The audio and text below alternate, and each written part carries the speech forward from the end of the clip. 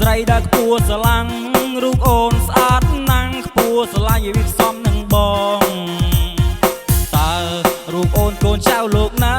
បងសុំស្គាល់ផងជីវ៉ាសូមមេត្តាសុំមេត្តានោះល្អបងស្រឡាញ់មានម៉ែចិត្ត3រូបបងចាប់ចិត្តតែលើរូបស្រីនៅបើសិនជាអូនញ៉ាំប្រុសស្រឡាញ់បងប្រួយស្នេហ៍ស្នងអូនញ៉ាំរាល់ថ្ងៃការងារក៏ដោយបងមិនអោយធ្វើទេបើរូបអូនមិនជឿសាសុខបានដាច់បើរូបអូនមិនជឿសាសុខបានដែរ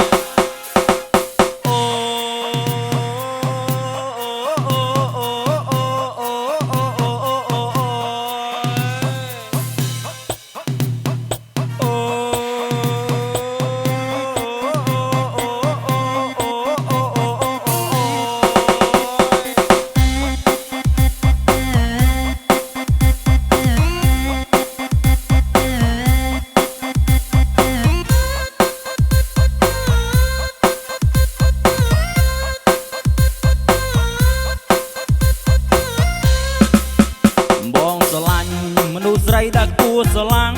រូបអូនស្អាតណាំងខ្ពស់ស្រឡាញ់វាសមនឹងបងតើរូបអូនកូនចៅលោកណា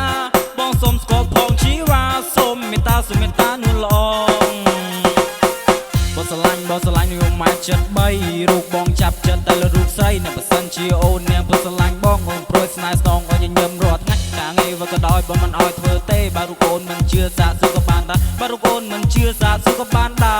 រ